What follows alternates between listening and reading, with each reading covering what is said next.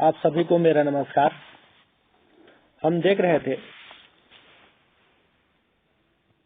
MA second semester का तृतीय paper आधुनिक छत्तीसगढ़ का इतिहास, जिसके अंतर्गत हम छत्तीसगढ़ में असहयोग आंदोलन पर चर्चा कर रहे थे। तो इसके अंतर्गत हमने असहयोग आंदोलन का प्रारंभ किस तरह से हुआ, कौन कौन से अधिवेशन हुए और उस अधिवेशन में छत्तीसगढ़ से किन किन प्रमुख नेताओं ने भाग लिया और उसके प्रमुख कार्यक्रमों को भी हमने प्रकाश डाला। अंत में बचा हुआ था कि यह आंदोलन समाप्त कैसे हुआ। तो आप देखोगे कि एक घटना घटी थी और यह घटना बड़ा ही महत्वपूर्ण रहा। 5 फरवरी 1922 की बात है।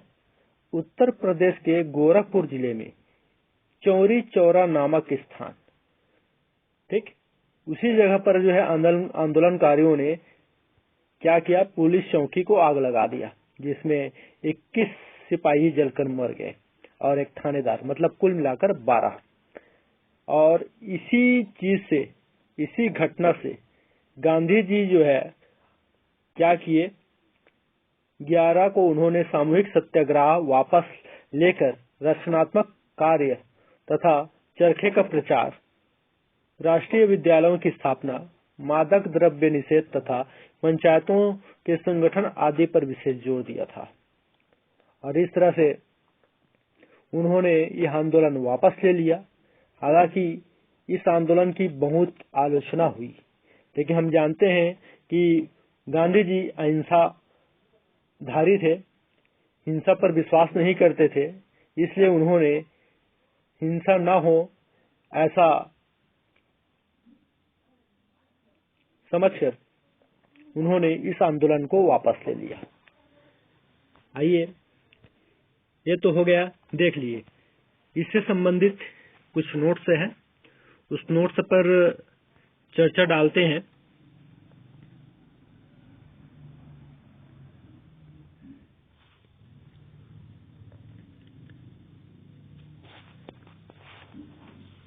संक्षिप्त तरीके से यहाँ पर मेरा नोट्स है।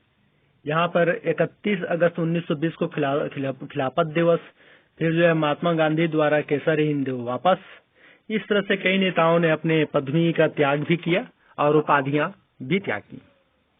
कलकत्ता में कांग्रेस का विशेष अधिवेशन 4 से 9 सितंबर 1920, अध्यक्षता लाला लाजपत राय। प्रतिभागी प्रमुख नेता महात्मा गांधी, मोहम्मद अली, शौकत अली। छत्तीसगढ़ से थे doctor Chhedilal barrister, Raghavendra Rao, doctor Shiv Dulare Mishra, सर्वदत्त Vajpayee. उपस्थित प्रतिनिधि 2728। महात्मा गांधी का पक्ष 1855 और विरोध 1873।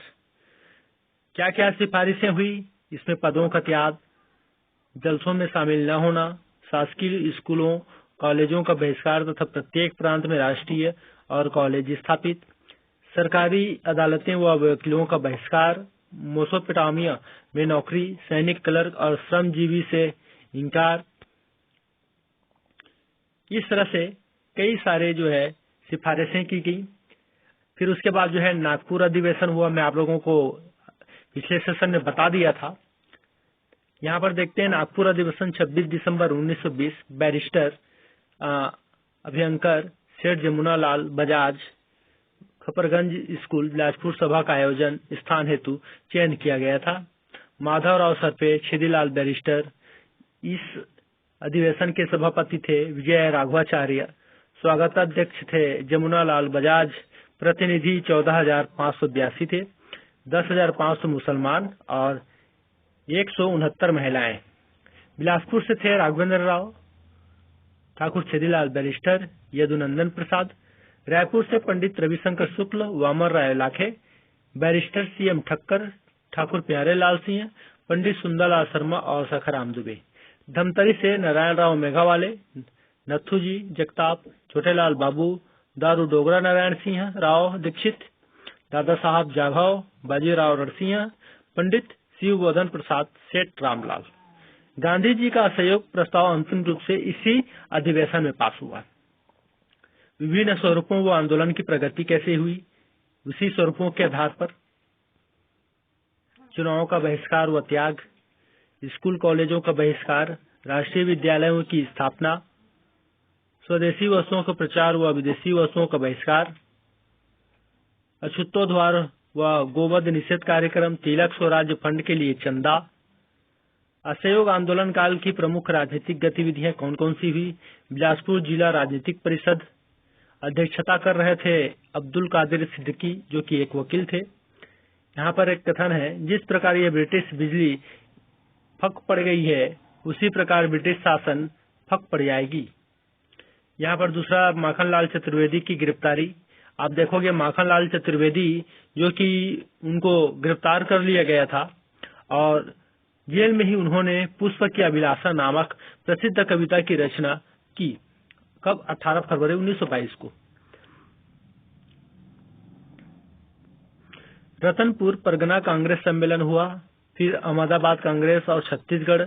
निर्वाचित सभापति सी हरदास जेल में थे। स्थान संपन्न व सभापति कौन थे? हकीम अजमल खां। इसी तरह से हिंदी प्रांतीय समिति की बैठक नागपुर कांग्रेस अधिवेशन में। बैठक होशंगाबाद। निर्णय लिया गया स्वराज्य फंड के लिए 1.5 लाख रुपए इकट्ठा करने का निर्णय।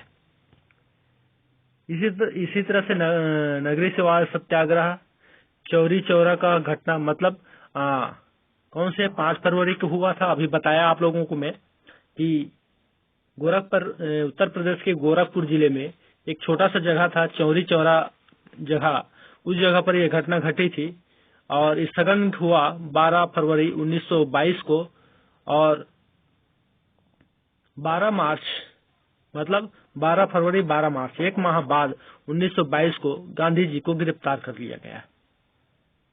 ये था मेरा नोट्स।